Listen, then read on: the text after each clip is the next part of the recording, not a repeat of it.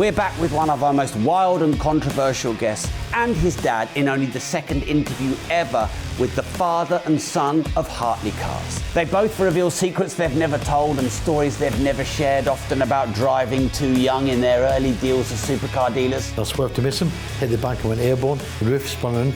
The guy was found 30 yards out of the car. Got to Stansted, completely abandoned the car, didn't break one speed law at all. Carl absolutely slams one car manufacturer, but goes on to say that he's their #1 seller in the entire UK. We sell more than any used supercar dealership. In an email referred to us as their ambassador. There's some deals and negotiations done live on the episode. 175 sounds a bit low. Not to me, it doesn't. And there's an absolute disdain for certain types of cars and car manufacturers. This episode has it all.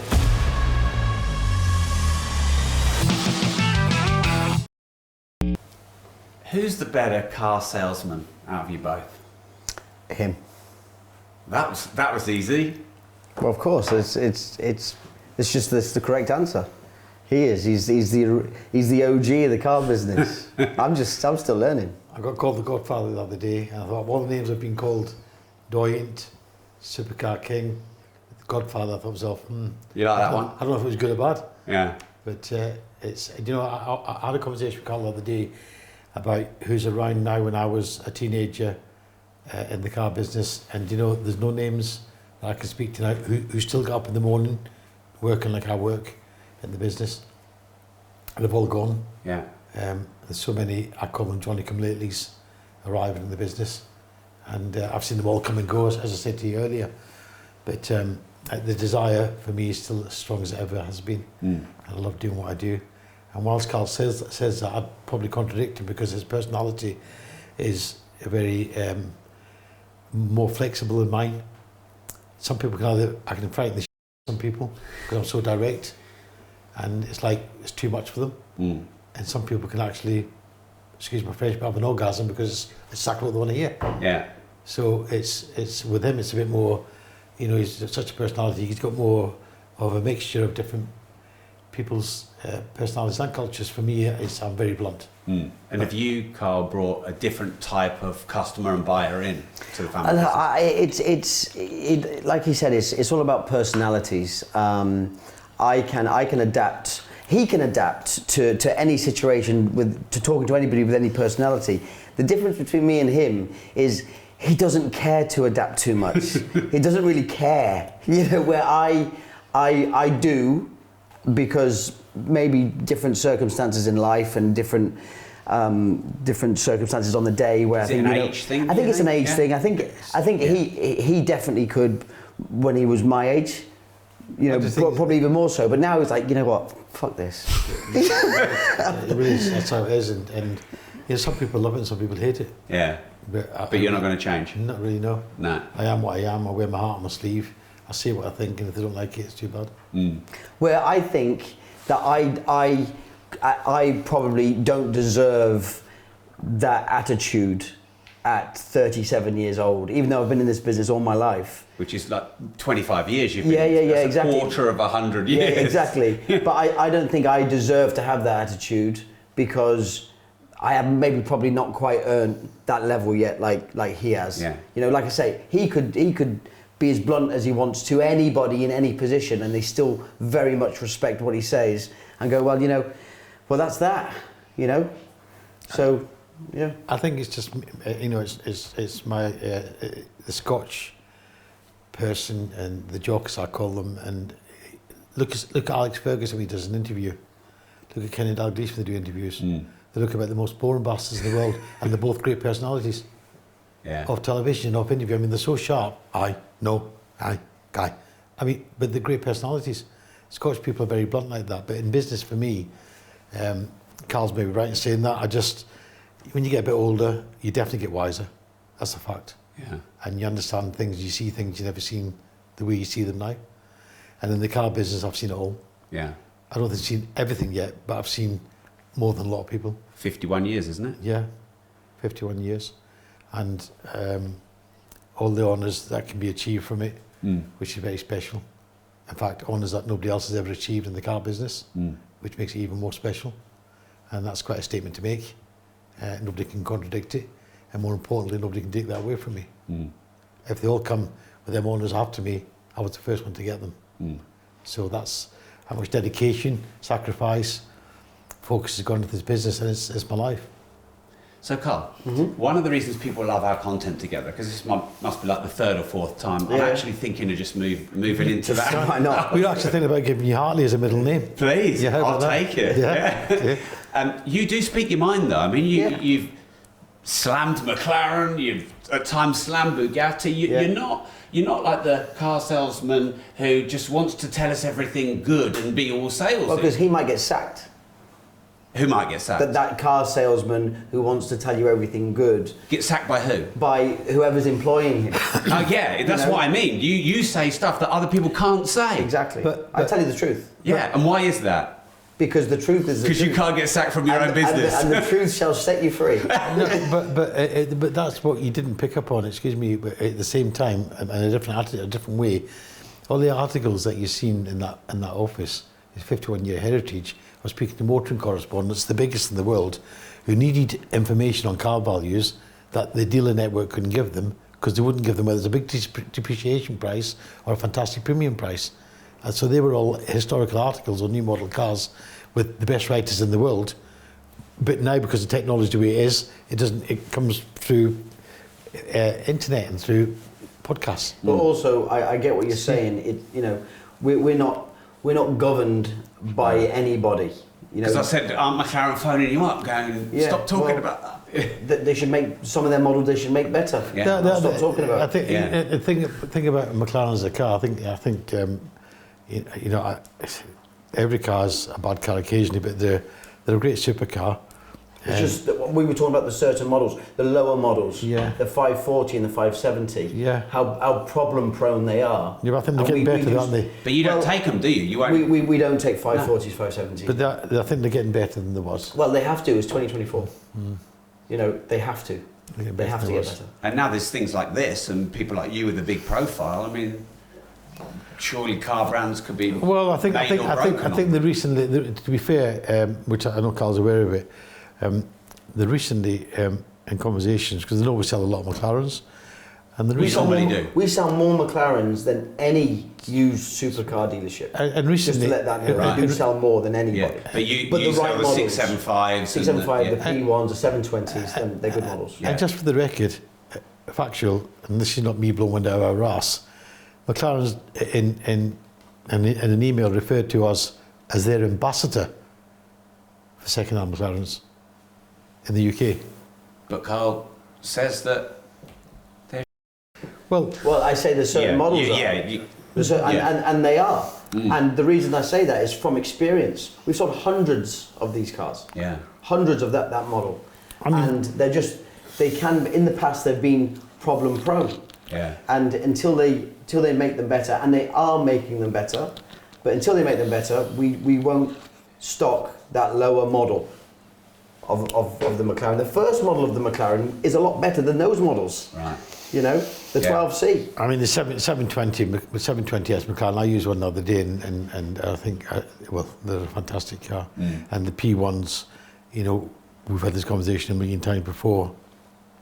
LaFerrari, Porsche, and P1. The technology of McLaren is very special. So would you pick the P1 over the LaFerrari? I personally wouldn't, because I've always said LaFerrari is my personal favourite supercar. But at a third of the price, nearly. Yeah. Then I would, yeah. Yes. So you'd have a P1? At a third of the price, nearly a third of the price. So you think it's basically... I mean, if they're all the same price, I'm having a LaFerrari. Yeah. But because they're all a similar car, you can get a P1 at a third of the price. Of course. Yeah, without doubt. Wow. Without doubt. Because I feel like it does the same job, possibly better, and there's so much room for growth financially in that car compared to a LaFerrari, which buying a LaFerrari or buying an Enzo is kind of like investing in Apple or Google or Disney. Now. Yeah. Not 20 years ago. So it's established, it's safe, but you're not going to get rich overnight by doing so. No. Where the P1, it has to reach that level of value. But is it that price for a reason, though? Is that thing just very difficult to use? It obviously is that price for a reason. What that reason is, I don't really know. But you should because be the guy. if you watch every single review on that car from when it was first out, and Jeremy Clarkson drove all three, yeah, and every single review, they all say the same thing. Which is? P1's the best. Right. Yeah, that's what I've just said. Yeah. But I am So biased for Ferrari. Well, they are increasing. I mean, the value. I think they're a great investment at P1. Sometimes some cars can just be slightly left behind, and then we have this conversation on another podcast, and you go, "Hey, remember when we done that podcast? They were 1.3 million. They're now 3.3 million. Well, that's what happens. I mean, there could be 2 million very quickly. Really? Wow. I mean, quickly. I'm saying if it was 18 months or 2 years. A couple of years. Yeah. 2 years could be 2 million. Right. Well, because you got rid of your Zonda, didn't you? The Huayra. Sorry. Yeah. The Pagani. The Pagani. Yeah. Yeah. Yeah. And that's why you said Huayra. That's very different, isn't it? Well, Zonda. if I had a Zonda, I'd probably have kept it. Yeah. And so, have you got a hole in a void in your life now? You don't have one of these big cars? Not really. But if I did, then we'll have to make an exclusive. I can't let too much out. There's nothing at the minute. Well, surely you have to give me the exclusive. Of course I will. Yeah, of course. Yeah. But it will be an exclusive. Yeah. You know, I'm not going to let anything out at the minute. Right. And Tom, do you drive any of the hypercars around? Only if we're going out on special occasions, or I spend 50% of my time in London. Yeah.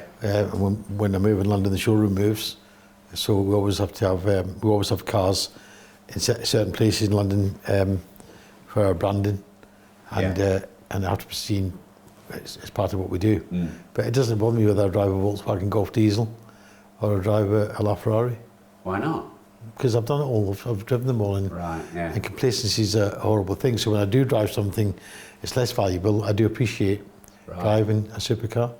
And is there any car that still excites you? 51 years in the game. No. Not one car. Not one car. No. You probably, if you had to choose, you'd probably say a LaFerrari. Yeah, but I would say I'd say that, but it doesn't. You know, it's a car. It just sounds to be cars that I buy and sell. Yeah. As opposed to the passion. Right. So you don't walk around here and feel the love of the car anymore.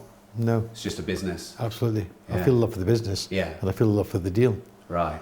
And if I get a bit down on myself, the minute I have a deal, I'm as happy as Larry.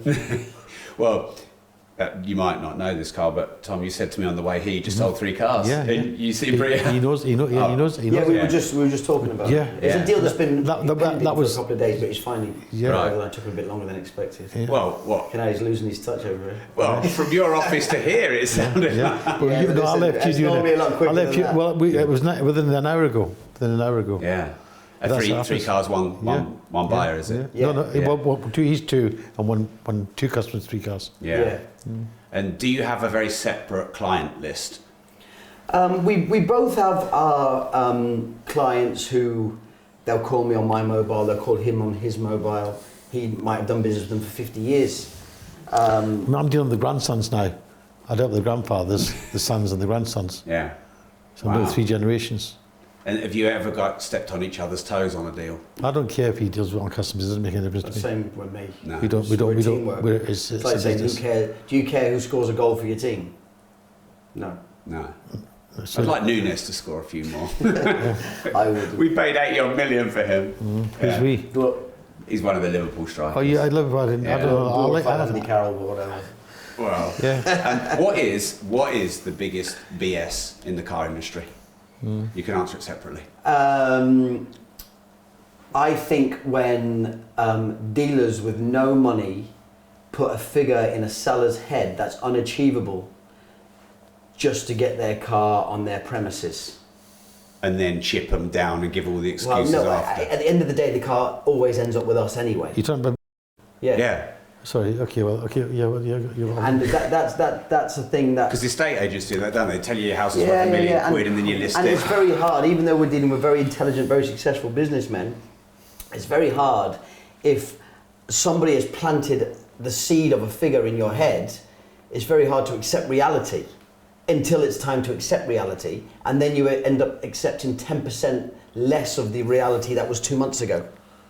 Right. Do you know what I mean? Because they held on to a price. Because they held on, they missed the market, and all of a sudden That dealer who wanted the views on social media to say that they've got a special car, they've got no interest or no intention of selling whatsoever, that guy has funded their stock, he's paid for their content, and they've cost him money. Right. Well, but, you know, to be honest with you, on the flip side, it's actually not a bad thing for us, because all roads lead back here anyway. They end up getting fed up and saying, look, I'm sick of this shit. I want to sell my car. Yeah. So they come to us. Well, also, Right. I mean, what's becoming very public and what's becoming very aware now with these super successful people, and I can name all the brands, be it Ferrari, Porsche, or whoever, it's a form of blackmail when they're making them buy a model that they don't really want, but if they don't buy that model, they can't go on the waiting list for that model. Yes. I mean, that is, to me, it's the next best thing to blackmail. Well, no, it is completely blackmail. So if you buy this, Yeah, they make you buy one, but then it's two, but then it's three. and then we'll put you on the list for. So I recently done a YouTube video with a client of ours who's got quite a big channel that has got a good following. Loves his cars. I've dealt with him for 10 years, probably 4 or 5 cars a year. Yeah. And he was trying to get a GT3 RS at list price. Although he's not got a great relationship with Porsche, he has with the umbrella dealership who sell Ferrari and Lamborghini and whatever else. He's had loads of cars from them. He wants to get a GT3 RS, and he was like, Carl, it's impossible to get a GT3 RS at this price. So I said, no one gets a GT3 RS at this price. He said, well, what do you mean? I said, well, Porsche will give you a GT3 RS, but you've got to take 3 Taycan turbos. So essentially you're paying 170 over list for a car, where we're selling them for 100 over list. But I had this conversation 2 days ago with the customer. People don't realise that no one gets one at this price. So that's why you say it's blackmail, because... Well, I'm saying it's obvious. Yeah. I mean, Yeah. Well, look, you can have that never used to if be you like buy that. that. Right, yeah. It never used to be like that. Also, the Taycan turbos have gone like that. There's not a more undesirable car on the market. What went wrong with them? They're electric.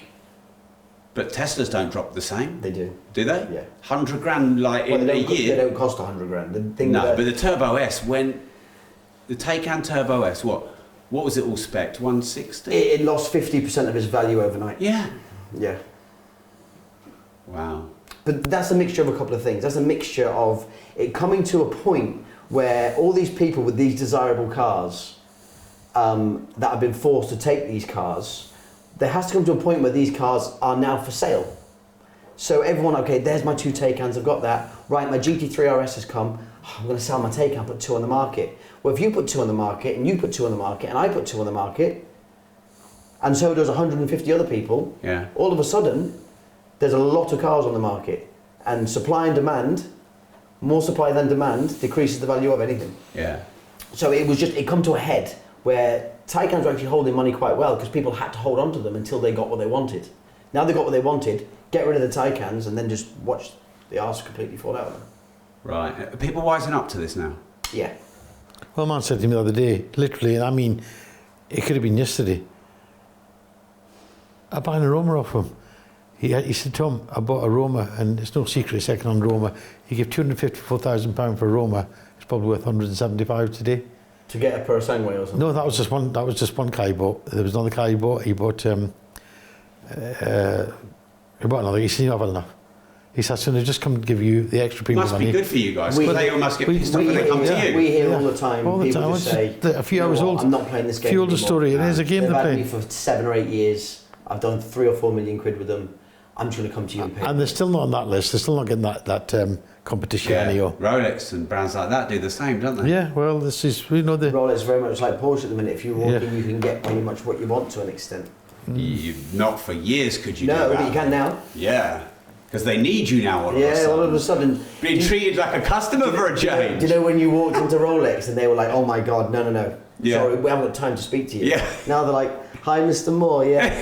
I remember you walked in 4 years ago and we wouldn't look at you, but any chance you want to come back in and buy a Rolex? Yeah. What's one thing that you know that other car dealers don't know? How to adapt through good times and bad times. Anyone could be a good car dealer in booming times. everyone was a watch dealer 3 years ago. You know, everyone was. Yeah. Everyone can go and order a car. They can make 20, 30,000 over list. They could order another one. So that's not hard. Yeah. Anyone can do that. What they can't do is consistently make money and keep customers happy and give them the service we give them in good and bad times. Yeah. And flip bad times into good times. Yeah. It's good experience, and obviously I've learnt that through him over my life. Yeah. And so the price drop in the market, you're still trading, it's still good It's a for good thing. business. Good Yeah. thing. Because I guess a lot of car dealers who bought stock, had a lot of stock, prices went down a lot, they must have got hurt. Well, the advantage that we have over the rest of the field is it's family funded, it's personally funded, it's not borrowed, never has been borrowed. And So you don't get hit by big interest rate no, rises. we and don't have things that. like We have our board meetings over a boiled egg at breakfast time. Yeah. So that's what we do over a boiled egg in the morning. Yeah. Talk about the marketplace and where the prices are, and that's part of. I'm not mentioning no names, but there was a big PR thing last week. I don't even think I've talked to you about this. A guy larger than life in the car business, not in this sector, more the run-of-the-mill stuff, supermarket cars, and he's a strong personality. I was only with him a month ago at a conference. Anyway, the board of directors have just fired him from his own company, the company that he founded. Wow. I mean, I think I'd be hanging from the ceiling, I'll cut my wrist, if I ever thought such a thing could happen. Yeah. We might have to have a chat now. So what I'm saying is, that's for PLC and private investment goes. Yeah. I mean, this guy was larger than life, and his business was larger than life, and yet he was told to fuck up at the office. Yeah. Well, I mean, you only have to say one thing now, don't you? Yeah, And you're cancelled and you're out and you're fired. This is it's not a secret. It's well publicised last week, Yeah. and it was quite a big company, and he founded the business and got private investors in, equity firms, private equity, Yeah. and he received a letter and told him he wasn't welcome to come to the boardroom, Wow. to go home. Yeah. I mean, how does somebody deal with that? I don't know. But you take that risk when you leave yourself vulnerable to that kind of situation. You know, when you bring in private investors and they end up owning the majority of the company, that's a risk that you run. Yeah. Yeah. Giving away power and control. Of course it is. So, you know, as much as it's a shame, you knew that could happen. Yeah. Yeah, because people want the money to fuel the growth, but they don't know the downsides. Yeah. Yeah. It's a bit like saying people want the money, but they don't want the hard work either. Mm. That's what I find a lot in life, Yeah. in any business. So 51 years, Tom, what do you know that other car dealers don't? Well, I wouldn't give them secrets away, but what I do know is I definitely know the car business. And I know what the But the customer thing wants. is, people can copy what you say, but they can't copy who you are, can No, and they do that all the time, or they try to. And it upsets me, and he tells me, and my wife tells me it's a compliment. Yeah. But it upsets me so much sometimes, and I have to send them letters. We own our trademark names, so we always pay more is a slogan that we have. We own that. The Deal Maker is a name that I own. I own the Deal Maker. And we also own lots of other quotes. But we see people, I have to have legal letters sent to them and warn us not to copy. Isn't that just the cost of success? And that's just because of success, yeah, but And it this is upsets what me. I tell him. You know, this look. Because does it not bother you as much? When somebody who's irrelevant quotes the same quote as somebody who's not irrelevant, it's a completely different thing. There's a certain dealer out there. It really doesn't. Because the bother thing me. is that if everyone knows you for it and they copy you, it's just free branding for you. There's a what I call a wannabe dealer right there in the London area, and he started using the Deal Maker. So I politely said to him, you know, please, you know, I own that copyright, don't use that. Anyway, he deleted the post, but he didn't expect me to photograph the post. And he's replied to me, Tom, I wouldn't do that. I would never use the Deal Maker. So I sent him the post. I said, well, why did you put that on there? And I've never got a reply today. You know, so it just identified what he's made of. Yeah. Or what they're made of. And what is, I'll go to you, Tom, first, but I'd like to hear you, Carl, as well on it. What is the art of making a good deal happen? How do you make a good deal? You know, I think I said to you earlier, when people arrive to the Hartley estate, they arrive with a feeling of trust. So they arrive to gates where they see homes, They see an established business, they see an established name. The average price car we sell is 250,000 and it goes up to millions. So you've got to trust somebody when you spend that type of money. You're not buying it from an industrial estate, you're not buying it from a showroom on the main road that can pack up tomorrow and disappear. So I don't call myself a salesman. I think the foundation, the groundwork of getting the reputation and the branding of the name is where it all lies today. It does it itself. So if you look at the product, it's the best out there, good service history, good spec, and more important, a good price. And the most important thing, from a brand name, established name, privately owned, that can't be chucked out the boardroom. And you, Carl, how do you make a good deal happen? I think, well, a good deal can be someone selling a car or us selling them a car. A deal's a deal. It could be someone exchanging a car that they have for a car that we have. And I think the art of a good deal is making sure everyone walks away satisfied and happy, especially if a customer's spending money. You don't want them to walk away feeling a bit down on themselves or that happened, but I wish it kind of didn't. They're spending money. It's hard enough to earn money, so when they spend it, we want to try and make sure that they enjoy themselves and have a nice experience whilst doing so. And if someone wants to sell a car, we make it as easy as possible. You can pick up the phone, you can get an offer, you can get payment instantly. I mean, how much easier do you want? At the same time, if you buy a car from us and you want us to deliver it to the moon at 4 o'clock in the morning on Tuesday, we can also do that. That's what's very important, is giving the service that nobody else gives. We do business near 11 o'clock at night, open the showroom up. Yeah. There's more people arriving here by helicopter than do by car. Right. So it's quite unique. You sent us a Rolls Royce to pick us up. So You need to collect it. Yeah. You also, I have a need right now. Well, you said you're looking for something that you might want to be driven in, so I'm not going to send you a two-seater car. No. But it's turned up. I've many time turned up. I've been here Christmas morning from 9 a.m. to 1 p.m. People picking Christmas presents up for the wives or for the daughters or for the husbands.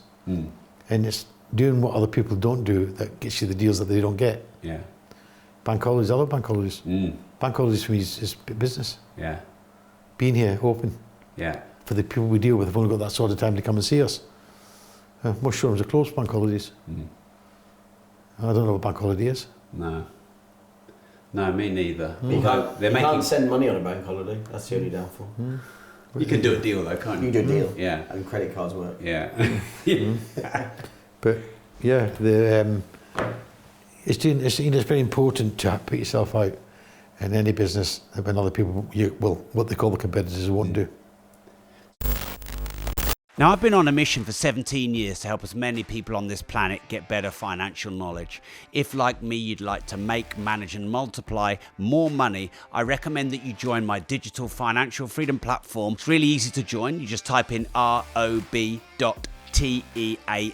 There you're going to learn my 4 M's of making, managing, maintaining and multiplying more money. And the even better news is there's no risk to you because it costs less than 20 pence a day to join. You can cancel anytime. Join right now. I'll also give you my 12-week Money Mastermind University completely for free. It exposes the banking system and teaches you how to play them at their own game. If you join rob.team right now, you get that completely for free. Just type in rob.team. We'll see you inside with the 10,000 other members in rob.team. So, Carl, what's the one thing you'd say above anything else you've learned from your dad? Like I say, I refer back to it. It's being able to adapt in situations that, I can find myself with the royal family of Saudi Arabia. You said that phone, right? You did. Yeah. She said that phone would go After off. 51 years, a few things you get right. I promise you. Not a lot of things, just a few things. Okay? Gloating there. Yeah, you're so happy. We can cut that in. No, leave it. Yeah, we'll cut it in. Yeah, the bit where he said. Yeah. Yeah. Just a few things you're right. So I can find myself like I was, 2 weeks ago, in the with the royal family of Saudi Arabia, sat around having a deal for a car, or I could find myself in anywhere in a completely different situation with a completely different personality. Under, like when I bought my Bugatti, I was in an underground car park at 3 o'clock in the morning with a herd of Russians who don't speak English.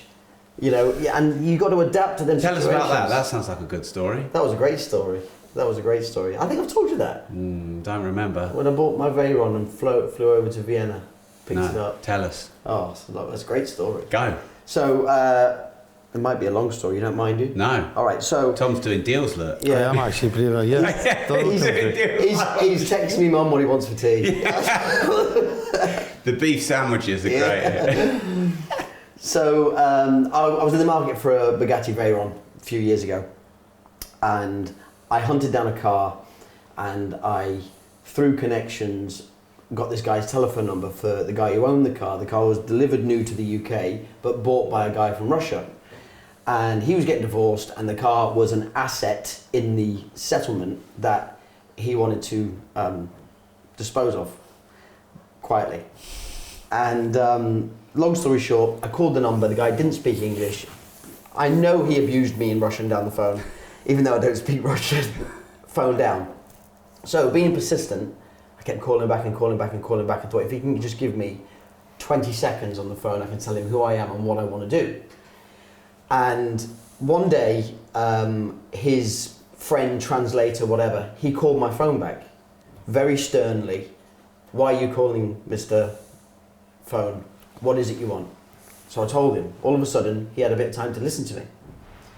The next day, he called me back. He said, what is your best and final offer for the car?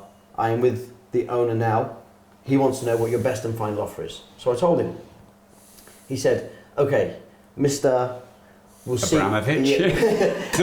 you this evening in Vienna at the Kopinski Hotel. Goodbye. Phone down. So I'm like, fuck. What time is it? It's 2 o'clock in the afternoon. I'm going to get to an airport. I'm going to find a ticket. I've got to find a flight.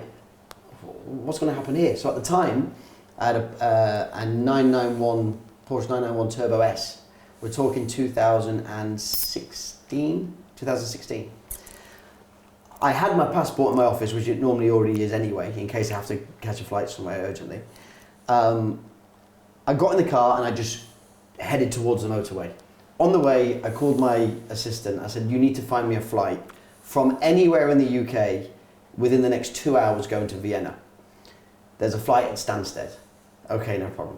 So, I mean, didn't break one speed law at all. Took my time, got to Stansted, completely abandoned the car at the rapid pick-up and drop-off point with the keys underneath the wheel. Just abandoned the car. Another sale done. Another sale done. And got on a plane, obviously telling them what time I'm going to land. Was picked up in a V-Class, Mercedes V-Class in Vienna. They took me to the Kopinski Hotel. They took me down to see, I thought, I need to make sure this car's real. I haven't seen the car yet. Met the guy who doesn't speak English. I'm in the back of a Viano with 4 suited Russian security. Did you feel a bit under threat? I was absolutely shitting myself. Yeah. I'm texting my wife like, if you don't hear from me, I'm in Vienna. I've been done in. Like this, as simple as that. Yeah. Like I really thought, what am I doing here? Yeah. But a deal's a deal at the end of the day, isn't it? It's what we do. So ended up, I need to see the car. Gone downstairs, they pulled the cover off the car. Thank God the car exists. It's there. Okay, no problem. So he said, are you happy? I said, yes, I'm happy. He said, okay, let's go upstairs and drink some vodka. Okay, no problem. So upstairs, finished at 2 o'clock in the morning. Woke up in the morning about 8 o'clock. Sent the guy the money and just wanted to get out of Vienna so fast. And did you take the Bugatti back? Took the Bugatti, didn't know where I was going, and drove it to Munich. To leave an absolute randomer's house that I didn't even know or never met before. But it was a friend of a friend of a friend who lived in Munich. I needed to leave the car somewhere where I organised transport. So I turned up at 8 o'clock at night in the snow. There you go, mate. There's my Veyron, there's the keys. I'll be in touch next week. Can you drop me off at Munich Airport? Was that the first Bugatti you bought? No, that was the first one I had personally. Right, yeah. But no, we had them from the first week they were launched. Yeah. Right. You like Bugattis, do you? They don't do it for me. No, not really me. No, they don't do it for me. Never had No, them you for think me. that they're underpriced, don't you? I think they're special. Yeah. And I've seen them for Geneva Motor Show for about 5 years before they were launched, 4 years. Yeah. So it was like an old car to me when it came out. And Right. I've never been a fan of Bugatti, No. even driving them. You think they're underpriced? I think the Veyron's underpriced. Yeah. And I think the only reason it's underpriced is because of the running costs. I think if the running costs would half, the sale price would double. Would they half though? They're working on it. Half. Yeah.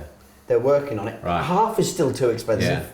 You know, half is How much is a tyre on a Bugatti Veyron? 6,000 a corner. 6,000 a tyre? Yeah, a How much tyre. is a wheel? A set's 52,000 euros. So, and you have to replace the wheels every third set of tyres. Whether you use it or don't. So 18 grand's worth of tyres, and then you have to do 58 grand's No, worth 20, of wheels. 6 grand each, so that's 3, that's 18 grand. There's four- and then you have to, there's four wheels. per corner. Yeah, there's Yeah. 4 corners on a car. Yeah, thanks. 24,000. Aren't you supposed to be nice to your customers now? He wants to sell a Bugatti with 3 wheels. I mean, I'll tell you what, you'd be some you salesman. couldn't do the maths. It is a bit taken, to be honest with you. I'm sorry. Wow. But especially these prices in 2006, Yeah. by the way. You know, we're in 2024 now, where that's still a lot of money. But in 2006, I mean, you could buy a new car for £6,000 in 2006. Yeah. Wow. Right, I'll tell you what, let's change things up. We'll do a bit more of a quick fire round, just for the flow and the energy. So, Any music questions? He's good at that. so if you give the answer and maybe, you know, a couple of sentences of context, and I'll go one then the other. So I'll start with you, Carl. So Carl, the most overrated car in your opinion and why?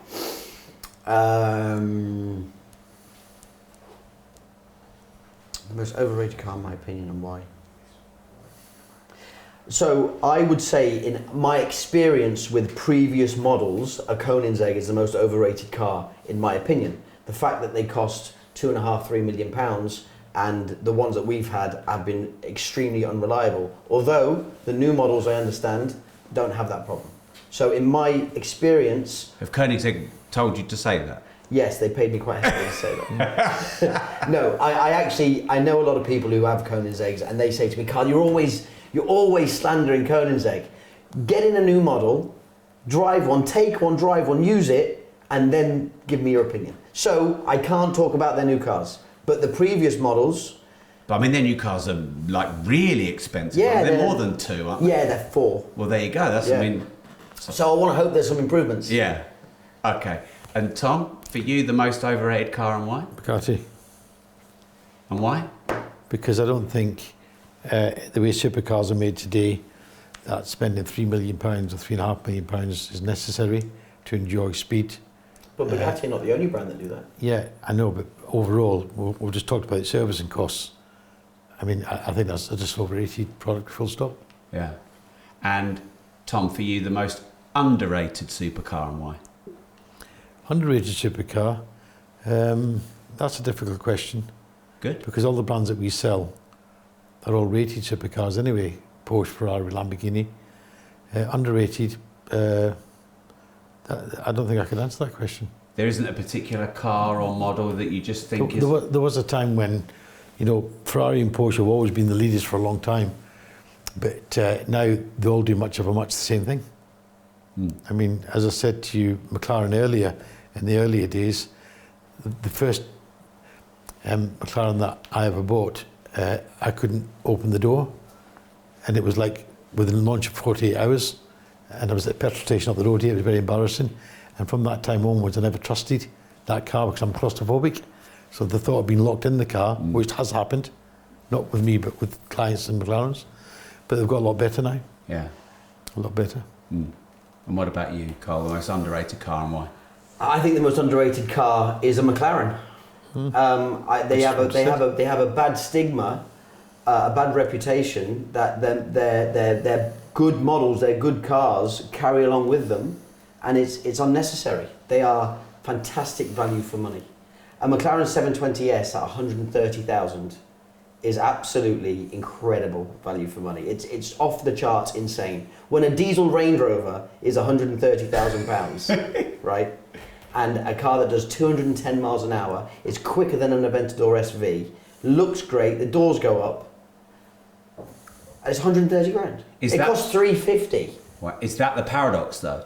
it's such a bargain because it's not well rated. Yeah, and that's the vicious circle. Yeah. Until someone sits in the car, and I go back to my Koenigsegg statement, until someone sits in the car and goes, right, let me look at this with a fresh pair of eyes, not listen to anything that people who don't own these cars have told me, because you only hear a bad reputation from people in their mum's basement on a chat forum. You know, you show me someone who's owned these cars, that if they're not talking about the service McLaren gives, not talking about that, talking about the car, they will say a McLaren is the best value for money car on the road. Wow. And that goes from a P1 to... That surprises me that you said that. Yeah, well, you know, I'm a big fan of their... I'm not a fan of the brand. I'm a big fan of their cars. Yeah.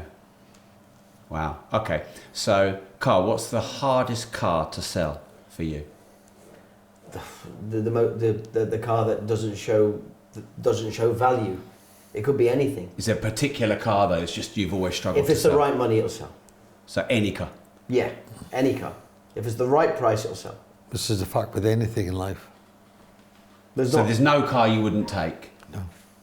Other than the cheap McLarens. Yeah, just don't want the headache and there's no profit in them. Yeah. You know, but you know, at the right money, I'd take one and move it on in the trade to somebody, right? And they can deal with the retail customer. Yeah. And then what's the easiest car for you to sell? If you could have 1,000 of them that you just love them to sell, we'll go with you, Tom. You know, everything's about price. Whatever it is, it's, you know, I always say there's no photographs on the bank statement. So it doesn't make any difference at the end of the day.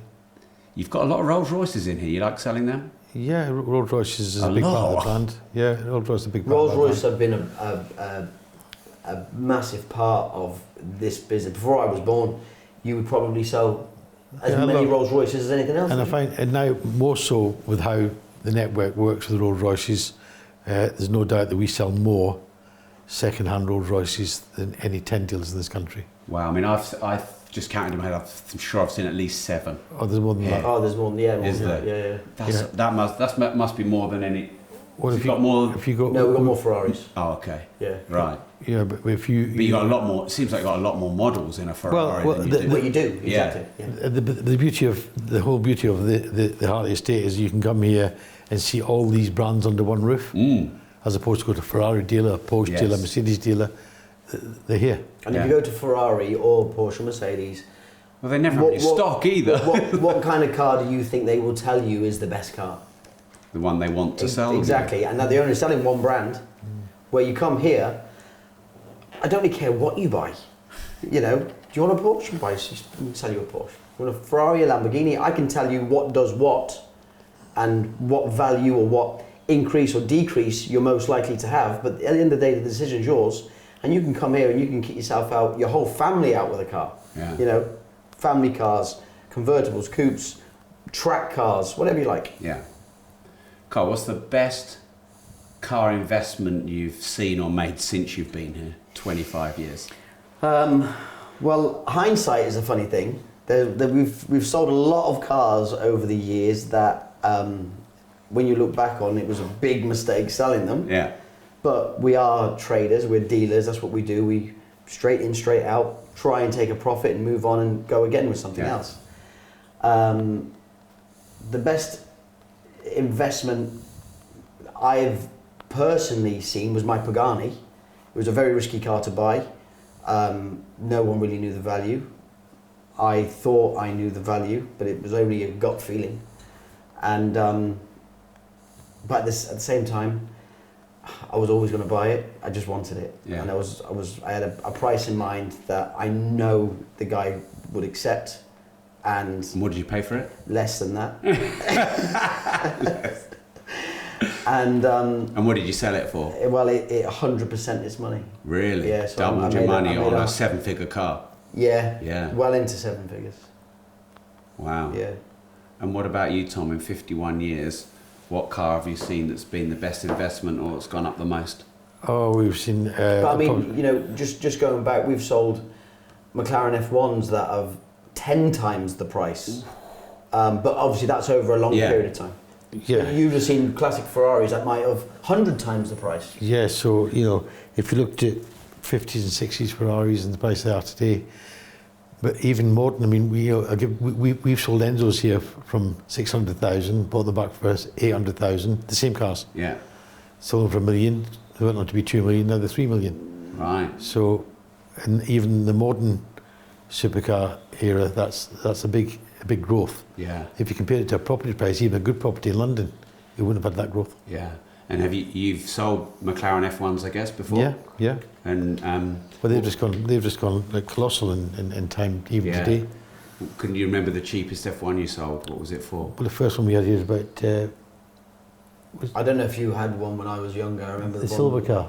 We had one that was, God, 7 million. No. We had the silver car that we had here. Yeah, no, we sold it. We sold it for just over 2. Yeah, that was the first car, silver but car. I think you had an orange car. We had a GTR orange car as well. So you sold an F1 for 2 million. What are they now? No, sorry, excuse me. Yeah, the car today would be 20 million today. Yeah, 20. Yeah. Wow. And not easy to get for 20 either. No. Like if you said, Carl, I'll give you 20 million for one today, can you go and get one? Wouldn't be easy. No. No. Wow, why have McLaren F1s gone up so much? I guess another car. I don't see a big. I'm not a big fan of that car. It's hard to see 20 odd million in any car. But in that car in particular, I don't know why. And Gordon Murray's been here a couple of times, and I got to respect him as a designer. Yeah. And recently, when I told you I was inducted into the Motor Hall of Fame, I'm lucky he's part of that. He's part of that group. Yeah. And it's an honour to be even associated with such a name. Yeah. But I don't get it with that car. Is it just really low numbers, or is it? It's very low numbers. The car won Le Mans. It beat Ferrari to win Le Mans, which, you know, can you imagine a car in today's? Can you imagine Pagani making, which they made similar numbers to an F1 in one of their models? I think an F1 was 96 cars. Yeah. So Pagani made 100 coupes, for example. Yeah. Can you imagine them making a race car that you can drive on the road and it winning Le Mans? Yeah. Like, it's not ever going to be done again. You know, you can't do that. It's not going to be done again because these Le Mans cars now, they're closer to what Elon Musk sends up to the moon than what Elon Musk puts on the road. Yeah. You know. Yeah. They're literally rocket ships. Wow. For years, people have been asking me where I buy my watches. Many of you may know I'm a watch collector, I'm a watch investor, and those as an asset class have done me very well in the last 15 years. I have never shared where I source my watches from or my watch dealer until now. My watch dealer used to be a professional footballer for Manchester United, and he formed a watch brand called Broadwalk, and he sources the higher end brands like Rolex, Audemars Piguet, Patek Philippe and Richard Mille. I trust him, I've used him for many years, and recently we've done a partnership. Hence I'm inviting you, if you want to start investing in watches and protect your money from the banks and inflation, to check out Broadwalk. That's BROADWALK.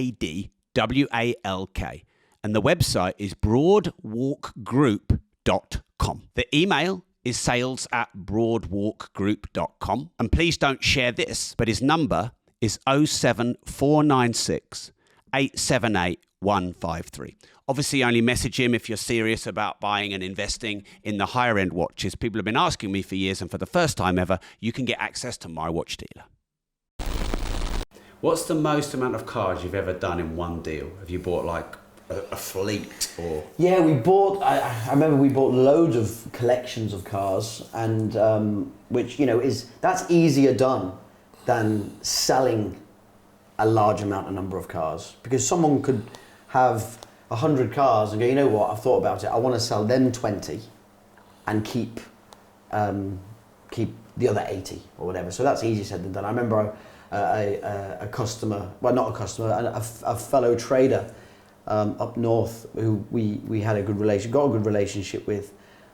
He had a bit of a disaster in one of his businesses, and he needed to raise some money fast. And I drove up to Bradford, and we went for a meal. We sat in his house, we negotiated, and I bought 23 cars from him.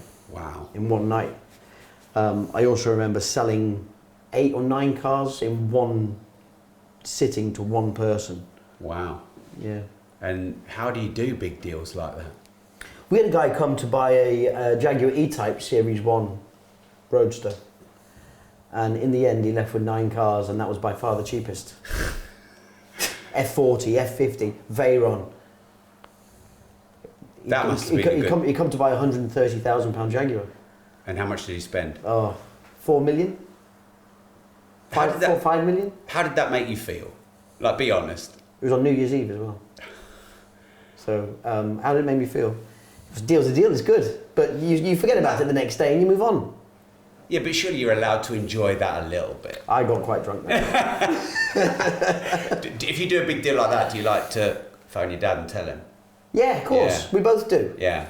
Yeah, but I sort of, I might be a miserable bastard, but I'll just move on. It's like history after I've done the deal. What, because you've been doing it so long? Yeah, Is that not sad though, to lose that excitement? At that time in society, but you pass it on very quickly. It lasts for me for a short period of time. You're as good as the last deal you've done. Right, yeah. Yeah. And do you think it's that mentality that makes you successful? You just move quickly on? Or is it just because you've been selling cars for so long and it's just normal? Well, it's just like Mario Balotelli once said, why he doesn't celebrate when he scores a goal? Because it's his job. Does the postman... He didn't do it very well, did he? But does the postman celebrate when he delivers a letter? Yeah, but that's not selling 23 supercars in one deal. That's his job. But he does like 1,000 letters a day. You do 400 cars a year. It's a bit more of a special thing, isn't it? It's his job. That's what he's there for. Right, and that's how you see it. And that's what we're here for. That's as simple as it is. Is there not any car that you've sold that's actually made you really feel something though, that you just wish you hadn't sold? Yeah, loads of cars. Loads and loads of cars that I've been kind of emotionally attached to, and I think, oh, you know what? But at the time, you know, I probably didn't have the money to take it out of the business and keep it personally, so it was one of those things. But I remember we had a Pagani Zonda Cinque, one of 5 in the world. Wow. And that, for me, probably still is my favourite car. And, you know, we sold that for 1.4 million. It's now worth probably 14. And we're not talking long ago, by the way. We're not going back 30 years. We're going back 10 years ago. Are you not ever tempted to have an arm of your business that just buys some and keeps them? The problem is... You must know this better than anybody else. I know, but we're both hindered with this disease that everything is for sale. Agreed to tell you, I would make a statement. The only thing that's not for sale on the Hartley estate is my wife. Okay, so cars for sale then? Everything else, no, it's his wife. I can't speak for his wife. But I can speak for mine. And the thing is, greed's a horrible thing in business. I've never begrudged anybody making profit on a car that we've sold or regretted a deal that we've done. That's the difference between, again, a businessman's mentality and an entrepreneur's mentality. So when I bought my Pagani, I had the car 5 days. I didn't have a driving license, so I've never driven it. And a friend come over to see the car. Also, he's a very big customer, but he's a friend. He came over and he said, "Come on," he said, "I'll take you for a drive in your car," because I've never drove it.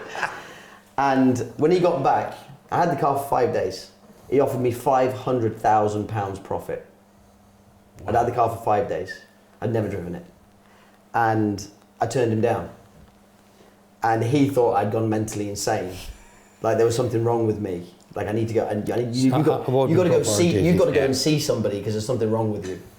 And the guy was saying, "Tom, just tell him to sell me the car.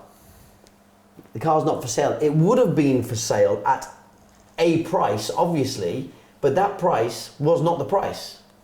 It was more than the market price at the time, but for me personally, it wasn't the price. But I sold it for $1 million more 2 years later anyway. Yeah. So.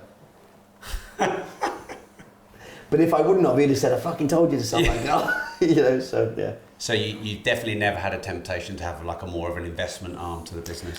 I do. And I do that with certain cars, as you know, with the Pagani and the Veyron and stuff like that. I do, but I think I have more of a love for cars than what he does. I actually don't know of anybody that has less of a love for cars than him. Actual cars, take business away, take profit away. Actual cars.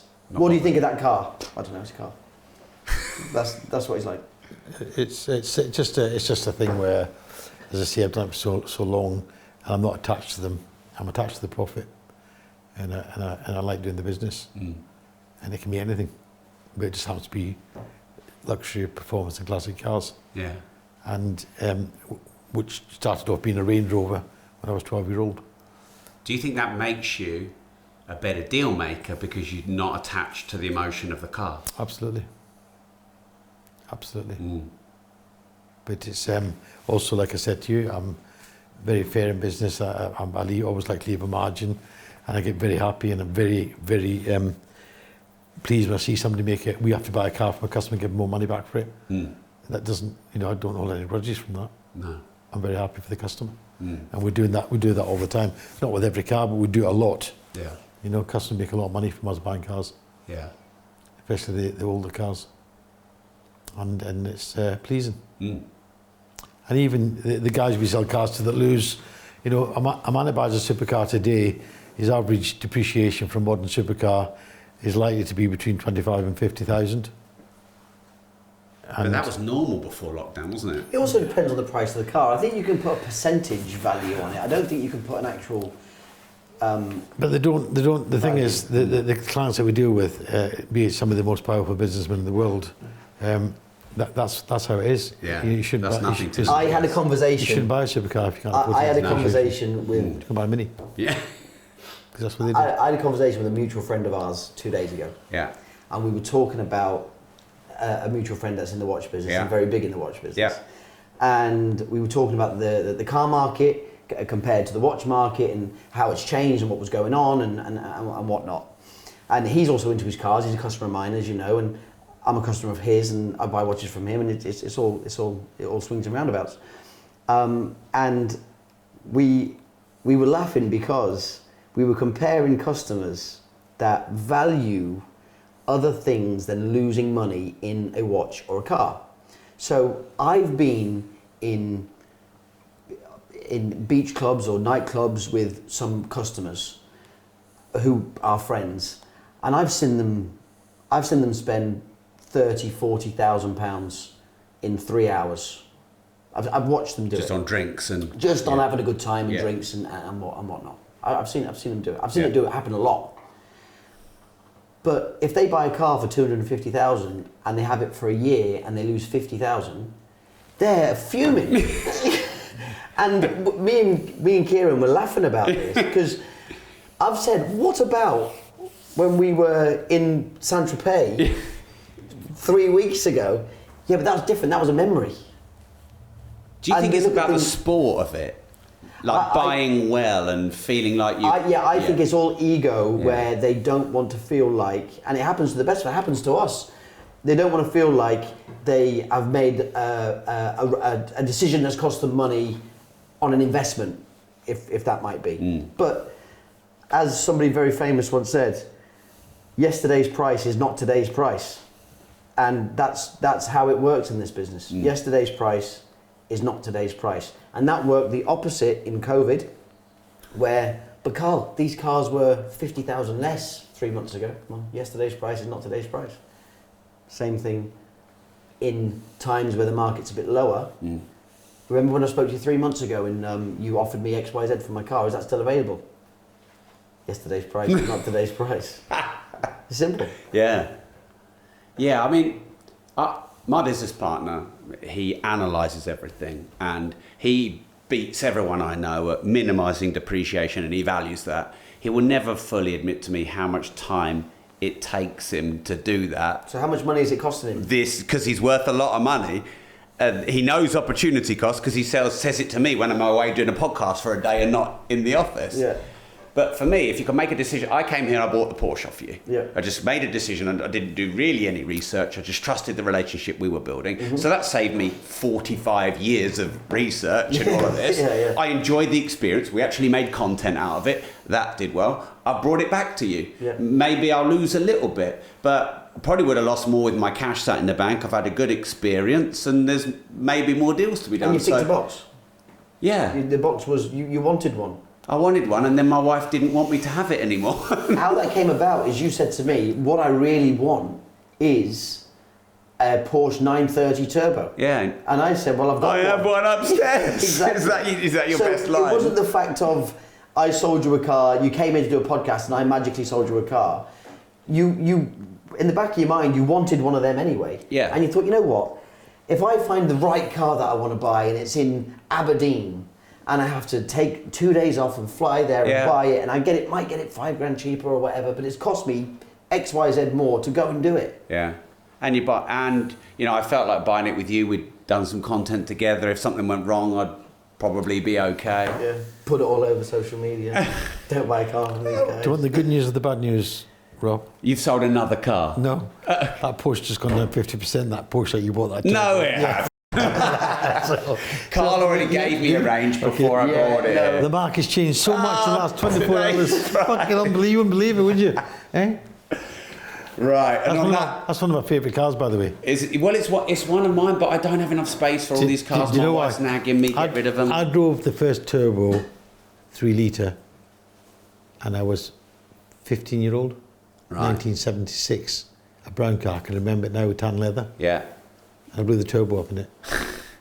Yeah. What, because you were driving it hard? Just because at the time, Yeah. What was the one that you lodged somewhere? oh, I've done a few of them. That was a 3.3 turbo then. That was what Rob's got. I left a Dino, a Ferrari Dino with flared arches in 1977 in a field in Yorkshire. It was picked up and scrapped the next day. And how much are they now? Car would be 400,000 Yeah, today. it'd be more. A Chairs and Flares car would probably be more. Blue, powder blue. Wow. And I was 16-year-old. What, and you just And drove I it off lost the it. road? It wasn't my fault, by the way. Says everyone who crashed their No, car. I genuinely, I He tell you remembers what, it completely. some of the, I was coming around the corner, and this is an unbelievable story. There was a guy in the passenger seat. I was coming around the corner, and a car was coming the other way, cutting my corner, and I swerved to miss him, hit the bank and went airborne, Wow. landed on the roof, spun in. The guy was found 30 yards out the car. This is your passenger? Yeah, 30 yards out the Was car. he all right? Not a mark on both of us. But wasn't he? Am I making this up? Was he found 30 yards out the car, still in his seat with his seatbelt on? The seat with the seatbelt. He's just. I swear to you, I'm telling you, and I've got a friend of mine who picked me up. He had to come and pick us up. And there was no mobile phones in. I had to walk to a house. I had to walk to a house and phone a friend up and say, listen, can you come and pick us up? And then other friends that we had, of course, these are things you should have done, and I wouldn't advise people to do these things. I had no driving licence, I had no insurance, okay, I had none of that stuff. The car at the time cost £6,800, the car, when I bought it at the time. Just under £7,000. Bought it out of British car auctions in Brighouse, and drove it, went to Stringfellows, what you call Cinderella's Rockefellers, which was owned by Peter Stringfellow at the time. And on my way back, I didn't drink. I never drank alcohol until I was 21-year-old. So I wasn't drink driving or anything like that, but I had no licence, no insurance. And I was driving back to Preston from Leeds, 2 o'clock in the morning. But I've had a couple of others that have been my fault. You know, turbos, I put a couple of turbos up a tree. Yeah, and I've been Just like I that. had to chop the tree down. Yeah. Get the car out. Yeah, and I've come out... What, you lodged it up a tree? Yeah, I've come out of every... Same car as yours. Come out of everyone. It was actually that car. That's why it's gone down, a bit wobbly. that's why it's gone down 50%. I thought that was the bad news I needed to tell you. But no, yeah, I've been very lucky. But you know what, I'm more so aware now. In fact, I was only thinking about this, it was last night or the night before, how dangerous and how much respect you've got to give cars today. Because it doesn't have to be your fault. It doesn't have to be your fault. Yeah.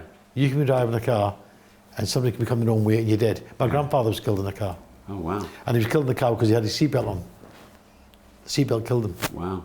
That's going back into the 60s. Yeah. So, you know, there's ups and downs to every accident. But cars, when people drive these cars and they don't, especially, look, that car that you've got, when I look back at the 80s, when you got some people to jump in that car with no experience of power, I mean, they're going to kill themselves anyway.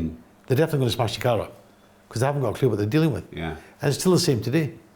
Especially when Ferrari are knocking out 800, 900,000 brake horsepower I mean, cars to if you've not had any experience of driving Yeah. in such cars, These cars are on the edge. That's you what- just have, like my DBS, you can be in 7th doing 40 or 50, and if you put your foot down, you're going to go the wrong and way. you're dead. And they're just always on the edge. And you're dead. Yeah. And if you're not dead, you're going to kill somebody else. Yeah. So it is dangerous. And I shouldn't be saying that we sell supercars, but you've got to respect them. Yeah. You've got to respect a car. You've got to respect a supercar. And these we were talking about at the time, I did not respect them. I just didn't realise the power. And trying to do 120 on a bend in a turbo didn't always work. So that's when you run them. God, and those old cars, because I've got the '87 Testarossa. Do you know? I'm going to tell you an unbelievable story about how good Mercedes are, and I swear this is the truth of the story. I was courting what's my wife now. I was 18-year-old, driving a brand new 450 SLC Mercedes. We've just sold the same car last week, similar car. It's a rare car. Listen. The one in the other showroom? No. It's anyway, a 1979 450 SLC Mercedes. Yeah. Okay, and I was driving from a place called Bingham to Leicester. There's a road called the A46, right? And I was doing 100. I didn't know this till I got stopped. There was a roadblock. I was doing 147 mile an hour in 1979 at a 450 SLC Mercedes. Okay, and when the policeman roadblocked me, genuinely, I seen the thing coming from behind, and my wife, who was my girlfriend at the time, and we got roadblocked, and the man said, "There's a guy waiting to come to see you." So I said, "Really?" He said, "Yeah." So anyway, he did pull up, and he was fuming. He said, "You're a lunatic." I said, "Really?" So by the way, I had my window down that much, and he said, "I've been following you," he said, "for 12 miles. I said, "We need to get a faster car." And that came out in the courtroom, didn't it? Anyway, I got banned for driving. But what I'm saying is, in 1979, a 450 SLC Mercedes, I couldn't think of the thought of it now with the technology of the tyres, the engine. Yeah. The brakes, how long would that car take to stop? About a week. 147 mile an hour. It's recorded in Melton Mowbray courtroom in 1979. And I said to the cop, I said, "You need to get some faster cars." It didn't go down very well. Wasn't there a meme going around with you years ago with the Bugatti? Still goes around now. Yeah, go on, tell us, because... So, when I bought the Bugatti and got it back from, when I got picked up from Munich, got it back to the UK, it needed a service, it needed tyres, it needed wheels. So, the Bugatti had the car for, say, a month or so doing all that. When it was ready, me and my wife went down to London to have the day in London, because the Bugatti London was obviously in London. We had the day around there. As I'm driving from North London into sort of Knightsbridge, get into Hyde Park Corner, blue lights, blue lights. But I'm in a traffic jam. What could I possibly be doing? I'm in a traffic jam. Pull over. Pulled off the road, but obviously we're in central London at this point. It's a Veyron that I've done quite a lot of social media stuff on when I started to get into social media. It had my number plate on it, Carl's. So it's a car spotter's dream at this point. So I've pulled over, and the same kind of thing, and he wonders where I get it from. The officer said to me, as they do, "Hello sir, do you know why we've stopped you?" And I said, "Because I let you." which looking back now at 28 in a Veyron was cocky a real prickish thing to say. But that meme still flies around. But someone obviously heard it. And because I was surrounded by photographers, someone obviously heard it. And by the way, the moral of the story is they didn't stop me for anything. Like they wanted me to prove I owned the car, which I did. Wanted me to prove I was insured on the car, which I was. They wanted me to prove who I was, which I did. It was completely irrelevant. One of the car spotters had heard me and then made a meme. "Officer, sir, do you know why we stopped you? Carl," and obviously the number plate on the front of the car says Carl. And there's a picture of me sort of arguing with the officer or having a heated discussion, and it said, "Carl, because I let you." But the thing that went viral. That's still going. Yeah, it went wild. It's still going. How long ago was that? 2016. Wow. It's still going. And all sorts of A-listers, like rappers, like music industry, like people off American TV, big people on social media, they've all reposted it at some point. It does the rounds more on Facebook, which I'm not even on Facebook. Right. But it does the rounds more on Facebook than what it does anywhere else. Yeah. And haven't you got a little story to tell about your wife's car? Like right now about your wife's car? When does this podcast come out? You'll be fine. Okay. Yeah. So, my wife's got a Bentley Bentayga S. Had. Yeah, had. A white car. And last week, a friend of mine who owns restaurants local to the showroom, I go to his restaurants a lot, he called me and he said, me and my brother want to buy my dad a 60th birthday present. Do you have any Bentley Bentaygas? And then before I could answer, His next message was, ideally white. So I'm in the house and I'm like, oh, she's not gonna like this. So I said, yeah, really, I can't find none on your web, on your site. I said, no, it's just come in. Sent him a picture. My wife's got her own number plate as well, which has her name. And I sent him a picture of the car. And he's like, is that Mitzi's car? I said, was. So he said, okay, well, can we come and see it tomorrow? I said, yeah, okay, no problem. So obviously I've moved house now, so I don't live here, so I've got to commute into work. So I said to Mitzi, let me take your car into the showroom to get it cleaned, because it was dirty, and I'll bring it back. It did need to be cleaned for a viewing that day. The guys come, they bought the car, I've done them a good deal. It was a good deal for me, it was a good deal for them, but like I say, I've got this disease where I can't turn around and say, no, I don't have anything for sale. So you'll even sell your wife's car, and she car. currently doesn't even know. She doesn't know, but she also doesn't know I've replaced it with a Lamborghini, so she should be okay. she should be okay about it. Have you ever done that before? Yeah, all the time. Sell a car all the time? Yeah, all the time. Wow. All the time. All right. What's the story you've never shared or a secret you've never told? Do you want to answer that first? While I think about it? Me, with each other? No, just generally, in this business, what's the story you've never shared or a secret you've never told? I don't like secrets because I seem to...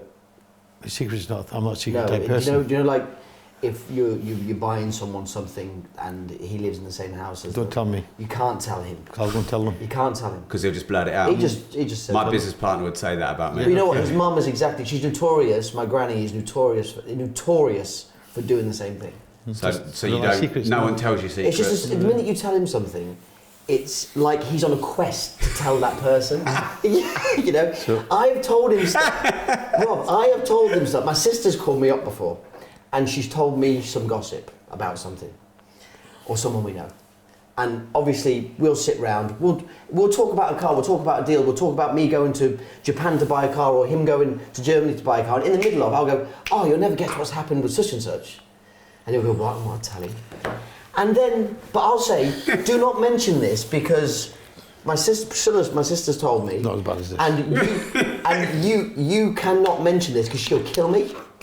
Do you know? My sister will call me up. She'll call me up the next day. Right. She'll call me up the next day and she'll say, he's told her the story back. You never guess what's happened to such and such. But he will add his own bit to the story.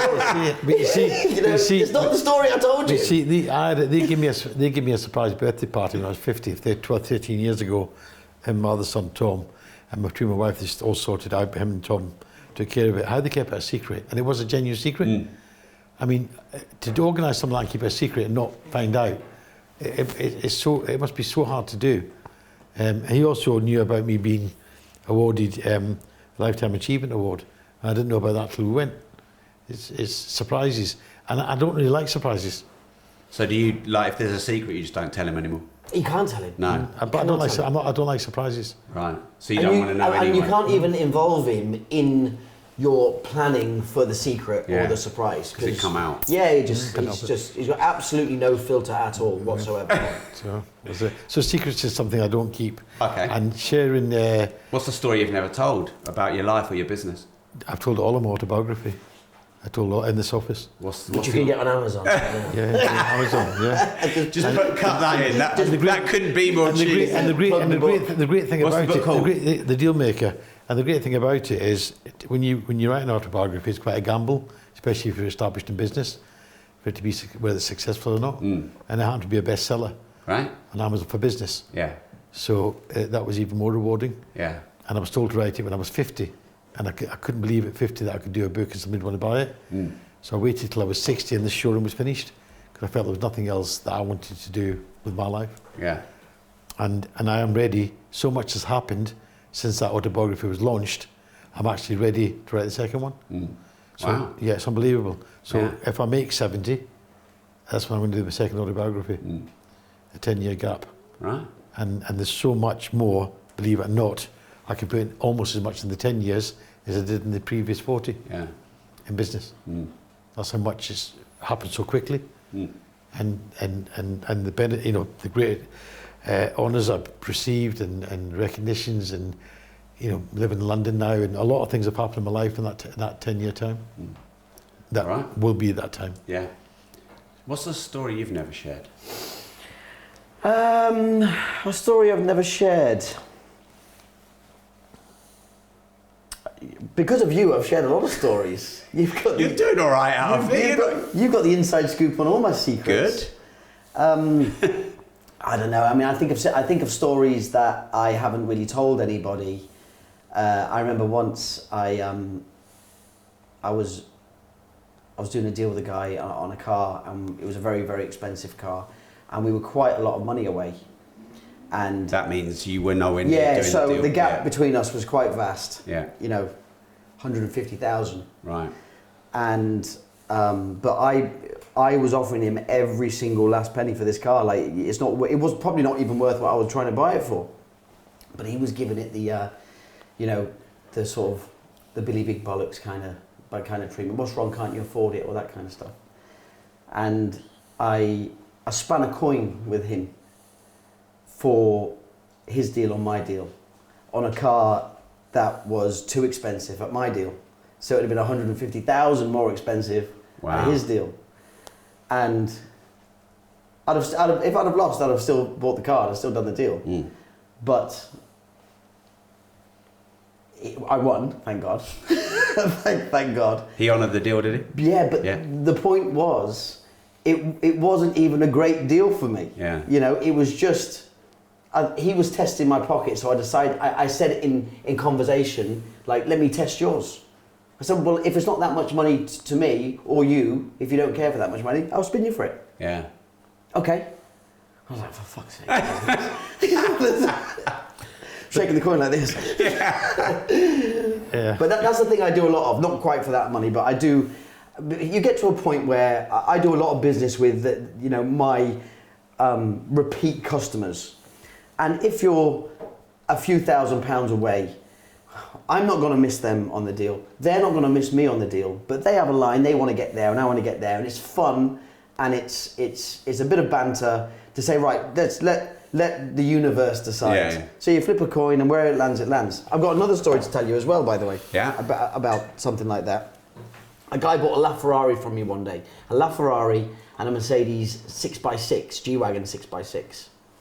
And he came and he seen the cars, and he liked them, but he was, once again, he was a hard cookie to crack. He couldn't quite get to the figures that he wanted to get to.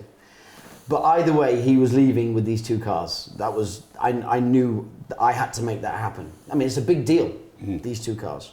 We're talking a £4.5 million deal. And we're in the office, and the difference between us is £50,000. And we're in, if you went over to the other showroom, the office next door to my dad, we're in that office. And once again, I said, do you want to spin a coin? Either way. But at this point, he's pouring himself a few drinks, open the champagne and blah, blah, blah. And he's having a good time. We're having a good time together. And we spun the coin. So I said, look, this is how fair I'll be. Because whether I lost the spin or not, I was happy to lose a spin. Like, he was still, I just wanted him to seal the deal to have the car. Yeah. But that was the point where I felt like if I'd have said to him, okay, we'll just do your deal, he would have maybe stood back a bit and gone, am I paying too much here for these cars or what? Let me think about it. I knew that was going to be his personality. So I wanted to try and let him win, so he felt really good about spending that much money and buying the cars. So he came with his assistant. So his assistant has never spun a coin in his life. He's never spun a coin in his life. And I could tell that by the time when he spun the coin on this deal, because he literally threw it around the room.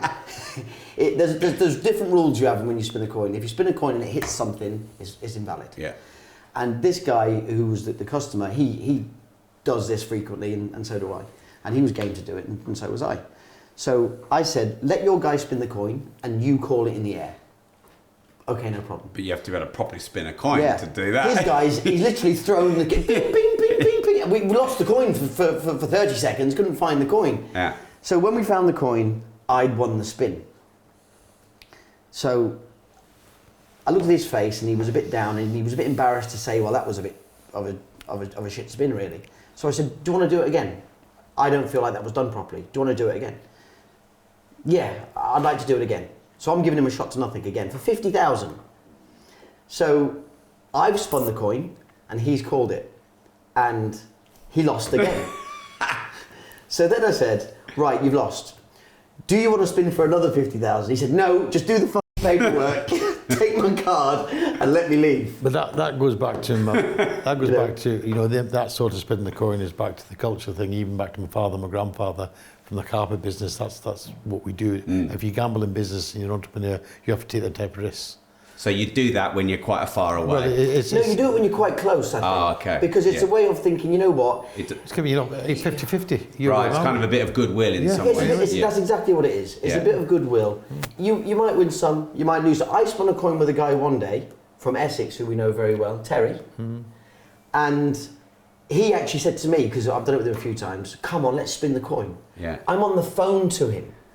I'm on the phone, he's on the phone, and I'm on the phone. And he wants to spin a coin over the phone? He wants to spin a coin over the phone.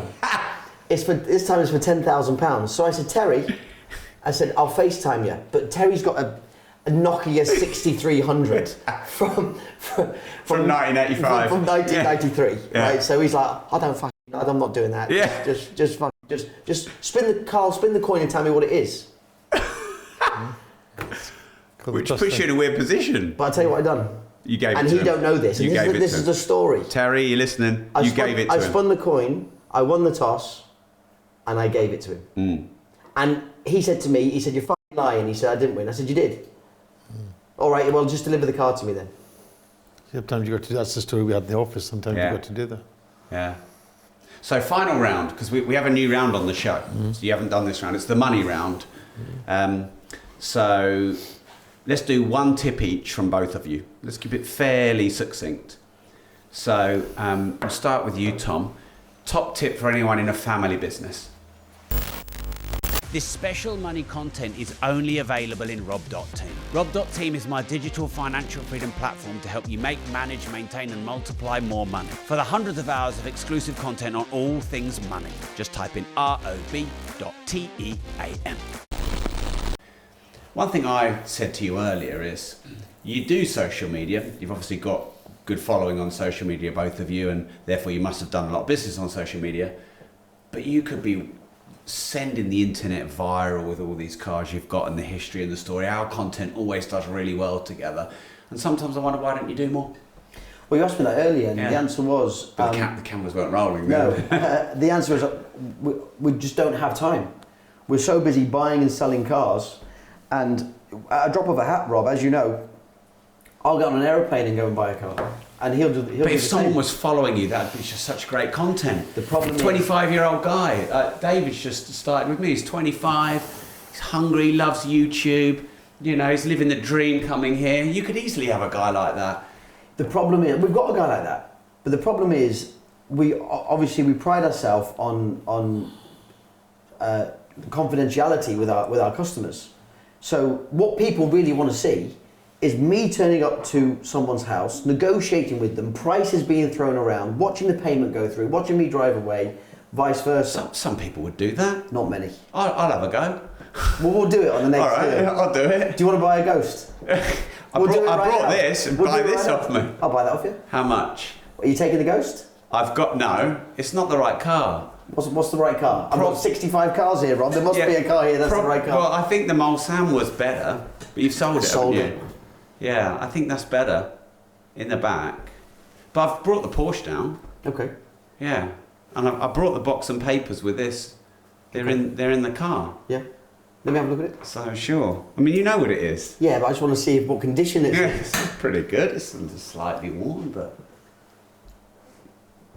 So for those who can't see, this is a Richard Mille RM72 Rose Gold. They brought this out in 2022. Yeah, it's quite new. Yeah, 2022. Richard Mille took a big hit recently. That and 50% off the price of Porsche Turbos. You're going to have Well, I'll tell you what I'll do. You're having a bad day. I'll take the Porsche off you and this RM72 in exchange for the Ghost. The Ghost just over 100 Now, grand. I'll give you some money as well, obviously, but what I'm saying is if you want to part and parcel, you can't have it all your own way. You can't unload a watch to you on a car. Well, no, the car I'm giving you is the car I bought off you, so that you're getting double dipping on it, aren't you? But I want to sell you a car that you need. You need a car to be driven in. Yeah, I need. You haven't got a car I need. It's the Mulsanne, not the Ghost. I'll tell you what deal I'll do here.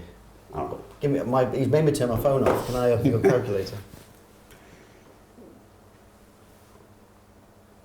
Can I go to the toilet? Yeah, sure. You own the place, Tom. Turn your microphone off because I'll hear him going. Have you seen that on Naked Gun, the film Naked Gun with Liam? Is it Liam Nelson? Not Liam Nelson. Leslie Nelson. Yes. It's so funny. David, do you want to give Tom a hand? Am I still made up? Am I making you work? No, they're both. Am I finished? Are we still rolling? Yeah, but I mean, I brought that and the papers for the right money. I'll sell you them both. I'll buy plenty off you in the future. It's just you sold the Mulsanne. I don't. Yeah, the Ghost is. So, as an example, it'd be cool to do this on camera actually. As an example, I'll give you the Ghost in exchange for the Porsche, level, and I will give you 175 grand for that. Right. So the Ghost you've got on at 105. 105. You said 110 to 120. You give me for to sell it for you. Right. You're asking me to buy it. Yeah. And how long would it take to sell? Do you think? I could sell it tomorrow. Or don't know. It's one of those things. I don't know. Yeah. So would you buy the Porsche off me? Yeah. Yeah. But you wouldn't do the 115, 110 to 120 that you said. Not. What's the difference between you selling it and just giving me the money?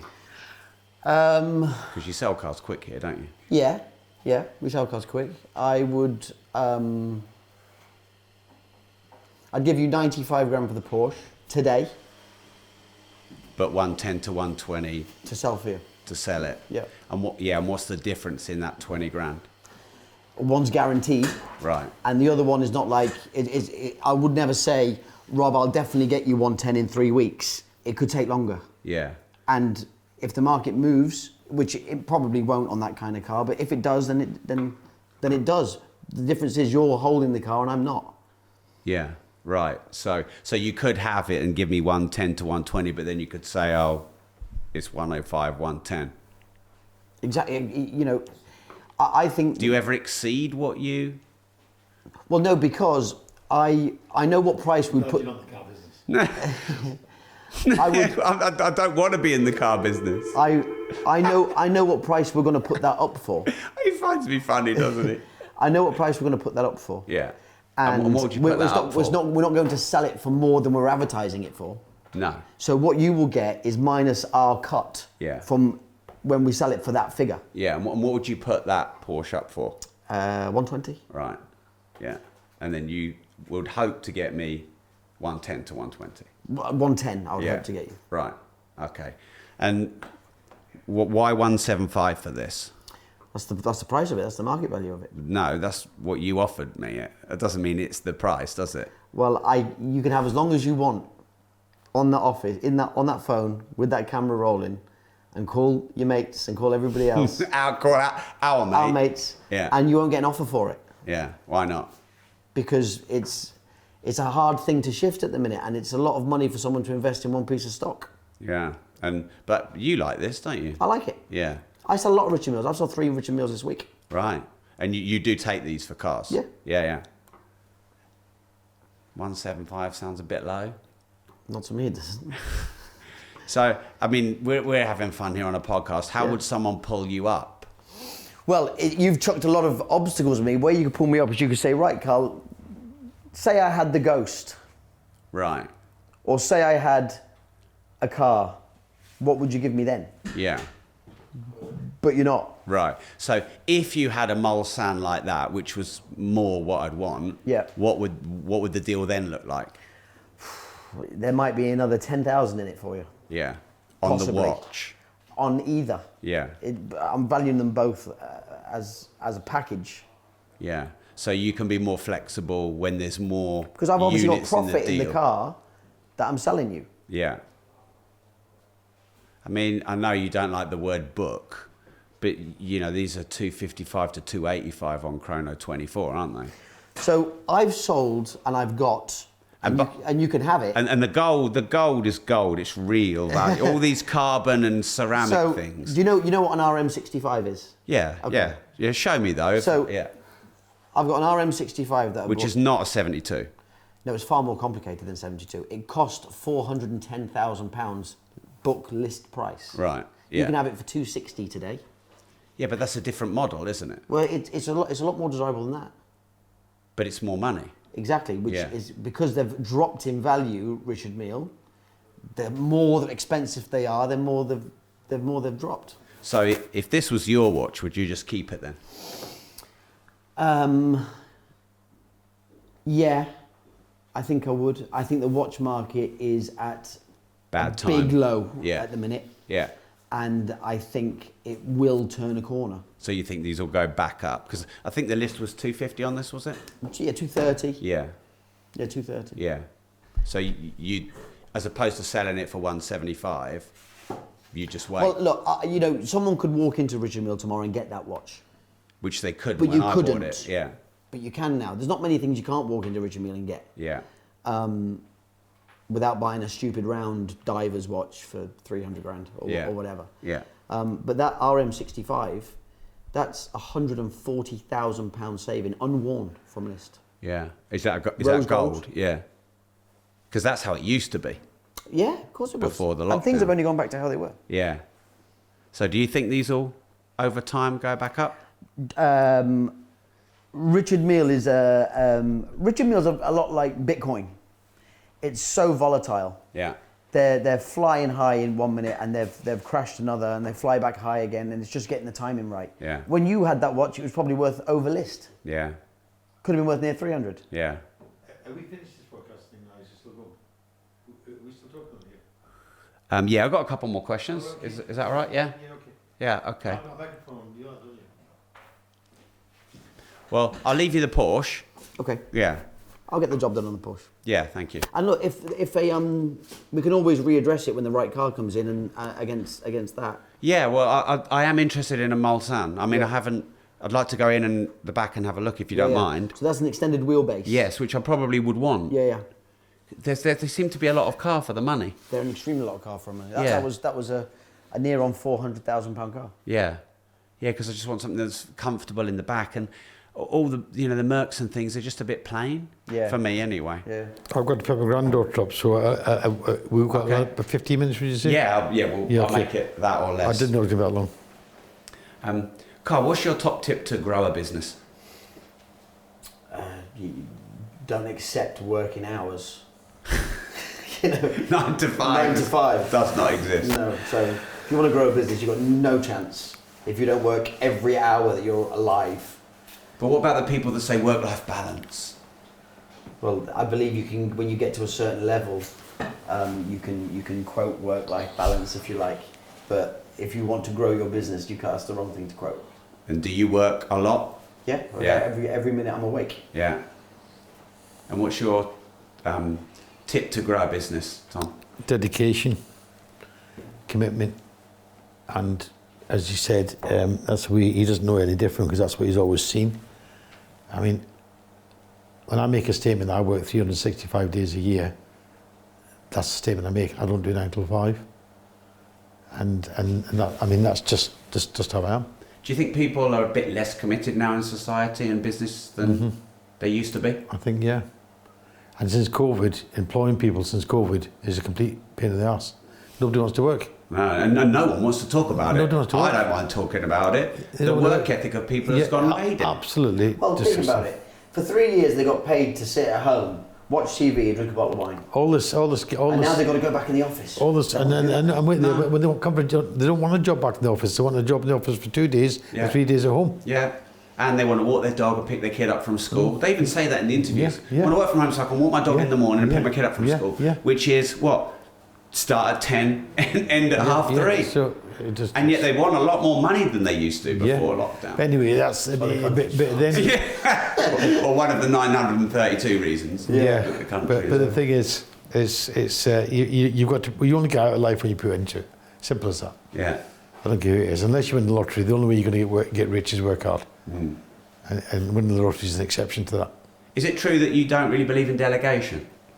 Well, you've got you said to me earlier? Well, delegation is ruination for me, because it doesn't get done the way I want it done. But you've got to give in to that. You've got to give people. It's impossible. I could have been since I've been sitting here, I could be in 10 different places, and I should be in 10 different places, 10 different places, but I can't be. So you still manage to delegate well and not. Well, I have to. Got no choice. I've got no choice. But we have a very good team around us. A team that's been very hard to get together and make sure everyone works. And it's not a big team, by the way. And it's not a big team for the reason of we want to be part of absolutely everything, and we oversee absolutely everything. And what he's talking about, he says all the time, he'll walk into somewhere, a hotel or wherever it may be, and he'll say, you know, I wonder if the owners know that it's being run like this. I wonder if they can see how much money they're losing because of how these people are running this project. When you're an entrepreneur, that's all you see, isn't it? You see everything as a business. You can identify it that way. Yeah. And you can see it. Well, you can see it. That's the best thing. If you're on I'm a keen golfer. I played less this year than I've ever played. However, what I love on a golf course is when you see all the greenkeepers standing smoking a cigarette, reading the Sun newspaper, and there's 7 of them, and you play 3 holes, and you come back around the corner, the same 7 is standing there. That's just an example. Yeah. Did the boss on that golf course know that's happening? That's 3 hours later. But it happens in every business. Times £15 an hour. Times 7 guys. Doesn't that put a lot of pressure on you though sometimes? No, because we check everything. Well, you can't. Listen. I've just told you some of you've got to give into, because it is. But to be fair, to the staff that we've got, especially in this business, and even in my leisure home business and residential home business, the good staff. They know what we are, and they know I don't miss a move. Yeah. I don't miss a move. We've got cameras all over the place here. But it's very hard to.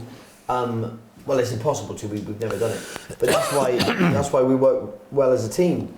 We haven't been away. I haven't been on holiday with my parents since I was 14, because we can't leave at the same time. We can't not be. One of us has to be here, because the other one can relax a bit more, knowing that the other one is making sure that the ship runs smoothly. But take both of us away, fuck me, the ship would sink. But isn't that a flaw in you finding a good ops manager? I don't think that exists. We don't know. Listen, this business is so unique and it's so unorthodox to anything else. Not just in the car business, but any family business would understand. And you'd have to be a family business to understand that. Or you'd have to be somebody who's very passionate. You said passionate about cars. I'm passionate about the name. I have the name Tom Hartley on underpants. But you're not going to find. Not that you're ever going to find that out, but unless you want to find out, I don't know. But not that you ever want to find out. But that's the truth. That's how passionate I am about the name Tom Hartley. Today, I always wear my cap, I wear my jacket. It's just part of what I do. You're never going to find an employee, and like I said, we've got a great team, but I can't expect them to go home at night worrying about how our business is doing and, you know, losing sleep over something that's going on in our business. They turn up at 9 o'clock, they leave at 5 o'clock, they do their job to a very high standard, and they do it how we like it. But, you know, if there's a problem at 1 minute past 5, that's a you problem. You know, that's not your problem. So, is it all worth it? Honestly, Rob, I don't know anything else. So you don't know the context. I have no idea. What do you mean? That's good selling for being an entrepreneur. Is it worth it? I've no idea. But what do you mean? Is it worth it? What do you mean by that? Is it all worth it? Or like working 365 days a year? Of course it is. Absolutely. Absolutely. I tell you where it's worth it. When you're in a business and you're not a rock star or a superstar or a film star, you go somewhere and somebody comes up to you, wherever you go, and asks you about, could you value this car for me, please? Or could you tell me what I'd have to pay for X, Y, Z? We're car dealers at the end of the day. Not every car dealer has that sort of profile, that sort of recognition. And like I said to you, I maybe keep saying it to you, but to find yourself as a car dealer in the Motor Hall of Fame, that's what it's all worth. That's what it's worth. You can't buy that. There's some letters down there. If you read the letters on the wall, I know businessmen give £1 million for some of them letters. 1 million or maybe more. You can't buy reputation. And you can't buy, success you have to make. So we'll see things different because me being older, and I've been in that situation, but for me, that's how it is. So is it worth it with every penny? Carl, are you happy? Yeah, very. Yeah, very. Carl's about the happiest person you'll ever see in the car business. Because he is in the car business. So, that doesn't mean you're happy. So, I've got a beautiful wife. I have 3 incredible, beautiful, unbelievable kids. I'm partners in a fantastic business with a fantastic person. What more? What more do you want? What more do you want? And on the way, we earn a few quid, but that's about it. What more do you want? I'm healthy. Happiness is, of everything in life. If you get up in the morning, when I get up in the morning, my wife actually makes a joke. I get up out of bed like I'm selling the big issue, because every morning I get out of bed, it's like my first deal. And I think to myself, and I don't want to sound like I'm patronising myself or blowing wind out my own arse, but that's incredible to have that drive after 51 years. I think it's incredible. Last question for both of you. Carl, what's your most brutal business lesson you've ever had? You wouldn't learn a more brutal lesson. What that lesson was, I can't remember, but you wouldn't learn a more brutal lesson in life, let alone business, than off of anyone else but him. He will teach you the most brutal lesson there is to learn. And you only need to learn it once. I mean, Alex Ferguson thinks he's got the hairdryer treatment. Believe me, when we were kids, the hairdryer treatment was... it must be a thing from Scotland. I don't know. There's a true saying in life, and even with staff, not so much for my family and my sons in particular, and I'm not using the word cruel here the wrong way, but you've got to be cruel to be kind. And even with staff, I see some staff that will look back. I've got a gardener coming to work for me, believe it or not. This is unbelievable. You don't even know this yet. Do you remember Sean? You maybe don't remember Sean. He used to work for us 18 years ago. And he's starting work back next Friday. And it was very hard to drive or motivate, and we're very particular about the grounds. However, he said, you know what? I should have never left this job, Tom. He said, all the things you told me at the time, I couldn't understand, but I learnt them as I got older in life. And that's how it has to be.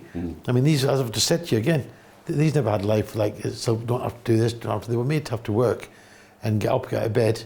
And I get emails that come from all over the world from very, very powerful, successful people. My Lazy Bastard podcast thing, get out of bed before 8 o'clock in the morning, you're a lazy bastard. If it's 9 o'clock in the morning, you're a very lazy bastard. They love it. I get stopped in the street. I'm not lazy bastard, TH. And I get emails. No, I get people saying to me, tell your dad I was up at 6 o'clock this morning. I'm not a lazy bastard. I get emails from very... Tom, you know what? It keeps me on my toes.